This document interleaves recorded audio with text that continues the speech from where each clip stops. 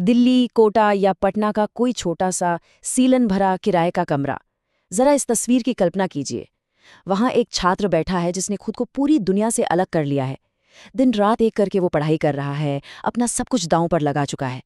लेकिन अचानक एक खबर आती है, परीक्षा रद्द कर दी गई है, पेपर लीक हो गया है। यकीन मानिए, ये सिर्फ एक परीक्षा के रद्द होने की खबर नहीं है, ये उन लाखों सपनों के चकनाचूर होने की आवाज है जिन्हें लेकर एक युवा इस शहर में आया था। आज के इस विश्लेषण में हम इसी सिस्टम की गहराई में उतरेंगे और समझेंगे कि आखिर ये सब क्यों और कैसे हो रहा है। आज हम बात करेंगे उस ईमानदार छात्र के त्याग की, सरकारी नौकरियों की इस अंधी दौड़ की, ये पेपर आखिर चोरी कैसे होते हैं, व्यापम घोटाले के उस काले सच की, मानसिक स्वास्थ्य पर पड़ने वाले इसके असर की, और सबसे अहम, भारत के भविष्य पर मंडराते इस बड़े खतरे की। एक हताश छात्र से लेकर इस करोड़ों के माफिया तक, चलिए पूरी तस्वीर को साफ करते हैं। सबसे पहले बात करते हैं भाग 1 की, एक ईमानदार छात्र का त्याग। आखिर इस पूरे संकट की असली कीमत कौन चुका रहा है? देखिए, ये तैयारी महज कुछ किताबों को रटने तक सीमित नहीं है।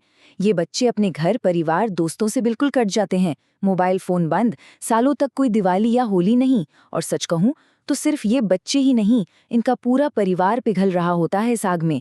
पिता कोचिंग की लाखों की फीस भरने के लिए कर्ज के भारी बोझ तले दब जाते हैं, तो कई घरों में माताओं को अपने बच्चों की पढ़ाई के लिए अपने गहने तक गिरवी रखने पड़ जाते हैं। ये खून पसीने की वो कमाई है जो सिर्फ एक परीक्षा की उम्मीद में स्वाहा हो जाती है। अब जरा इस नंबर पे गौर कीजिए, 90। पिछले सिर्फ 10 सालों में भारत के अलग अलग राज्यों में लगभग 90 परीक्षाओं के पेपर लीक हुए हैं। इसका सीधा सा मतलब ये है कि औसतन हर महीने किसी न किसी युवा के पास ये मनहूस खबर पहुंच रही है कि उसकी सालों की तपस्या एक झटके में राख हो गई। ये कोई छोटा मोटा इत्तेफाक बिल्कुल नहीं है, ये एक भयानक और न रुकने वाला सिलसिला बन चुका है। हम आते हैं अपने दूसरे हिस्से पर, एक सपने के पीछे करोड़ों की दौड़। आखिर ये पेपर बार बार लीक क्यों होते हैं? इस काले बाजार की जड़ें कहाँ हैं? इस भयंकर असंतुलन को देखिए। 2014 से 2022 के बीच केंद्र सरकार की नौकरियों के लिए 22 करोड़ से ज्यादा आवेदन आए, और नौकरियां कितनी थी? सिर्फ 7 लाख के करीब। एक आम मिडिल क्लास परिवार के लिए ये सरकारी नौकरी सिर्फ एक रोजगार नहीं है, ये गरीबी के दुष्चक्र से बाहर निकलने का शायद इकलौता सुरक्षित रास्ता है। और जहां उम्मीदें इतनी ज्यादा हों और अवसर इतने कम, वहां भ्रष्टाचार अपनी जगह बना ही लेता है। सफलता की दर देखिए जरा, हर 1000 आवेदकों में से सिर्फ 3 को सफलता मिलती है। बाकी 997 के हिस्से में क्या आता है? सिर्फ इंतजार, हताशा और अगली परीक्षा का डर। ये कंपटीशन इतना खौफनाक है कि यहाँ एक छोटी सी चूक आपको सीधा सालों पीछे धकेल सकती है। और यही हताशा, यही डर इस काले बाजार को जन्म देता है। जिन लोगों के पास बेतहाशा पैसा है, वो शॉर्टकट ढूंढते हैं। आपको जानकर हैरानी होगी कि पेपर लीक के सौदे 50 लाख रुपए से लेकर 1 करोड़ रुपए तक में तय होते हैं। ये अब कोई छुटपुट धोखाधड़ी नहीं रही, ये बाकायदा एक ताकतवर और संगठित व्यापार बन चुका है। तो अब सवाल उठता है भाग 3 का, पेपर आखिर चोरी कैसे होते हैं? इतना चाक-चौबंद दिखने वाला सिस्टम बार बार कैसे टूट जाता है? नियम के मुताबिक एक पेपर विषय विशेषज्ञों से शुरू होकर प्रिंटिंग प्रेस, फिर बैंक के लॉकर या स्ट्रांग रूम में जाता है, और फिर कड़ी सुरक्षा में परीक्षा केंद्र तक। बाहर से देखने में सब एकदम फुल प्रूफ लगता है, लेकिन सबसे डरावनी बात तो ये है कि पेपर लीक का ये खेल अक्सर सिस्टम के बिल्कुल अंदर से शुरू होता है, उन्हीं भरोसेमंद जगहों से, चाहे वो प्रिंटिंग प्रेस का कोई कर्मचारी हो या फिर स्ट्रांग रूम की चाबी रखने वाला कोई जिम्मेदार अधिकारी। और तो और, जब से परीक्षाएं ऑनलाइन हुई हैं या ज्यादा सुरक्षित होने का दावा किया गया है, ये सॉल्वर गैंग्स और भी हाईटेक हो गए हैं। कहीं दूर बैठकर कंप्यूटर का रिमोट कंट्रोल ले लेना, कान में छुपने वाले बारीक ब्लूटूथ डिवाइस का इस्तेमाल करना, असली उम्मीदवार की जगह किसी डमी कैंडिडेट को बिठा देना, या फिर पूरी की पूरी OMR आंसर शीट ही बदल डालना। ये तरीके इतने दुस्साहसी हैं कि एक आम ईमानदार छात्र इनके सामने खुद को एकदम लाचार महसूस करता है। अब हम बढ़ते हैं चौथे हिस्से की तरफ, व्यापम की डरावनी विरासत। सिस्टम की ये सड़न कितनी गहरी और जानलेवा हो सकती है, इसका सबसे बड़ा और खौफनाक उदाहरण है मध्य प्रदेश का व्यापम घोटाला।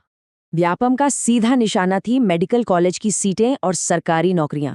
खुलेआम पैसे लेकर सीटें बांटी गईं, मेरिट लिस्ट में मनमानी हुई, यहां तक कि रोल नंबर भी बदल दिए गए। और ये कोई एक दो भ्रष्ट लोगों का काम नहीं था। इसमें सॉल्वर गैंग्स, दलाल, बड़े बड़े अधिकारी और कई रसूखदार राजनेताओं का एक पूरा नेक्सस शामिल था, जिसने पूरे के पूरे सिस्टम को ही अपनी मुट्ठी में कर लिया था। लेकिन जो बात व्यापम को सिर्फ एक चीटिंग स्कैंडल से कहीं ज्यादा खौफनाक बनाती है, वो हैं इसके बाद होने वाली मौतें। इस घोटाले से जुड़े कई संदिग्धों और गवाहों की बहुत ही रहस्यमयी तरीके से मौतें हुईं। मेडिकल छात्रा नम्रता डामोर और सच्चाई सामने लाने की कोशिश कर रहे पत्रकार अक्षय सिंह की जान चली गई। इन घटनाओं ने पूरे देश को डरा दिया और ये साफ कर दिया कि ये माफिया सच को दफनाने के लिए किसी भी हद तक जा सकता है। अब बात करते हैं भाग 5 की, मानसिक स्वास्थ्य पर असर।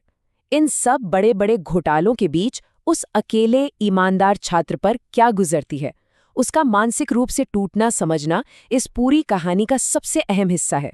किसी ने बहुत सटीक कहा है, जब कोई परीक्षा रद्द होती है तो सिर्फ एक पेपर नहीं टूटता, एक छात्र का भरोसा, उसकी उम्मीदें और उसकी मानसिक शांति हमेशा के लिए चकनाचूर हो जाती है। जरा उस छात्र की जगह खुद को रखकर देखिए।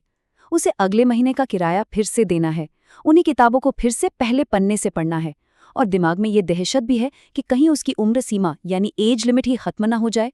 ये एक ऐसा दर्दनाक और अंतहीन चक्र है जो इंसान को अंदर से खत्म कर देता है। और इस घुटन, इस कुचल देने वाले दबाव का जो नतीजा निकलता है, वो बेहद दुखद है।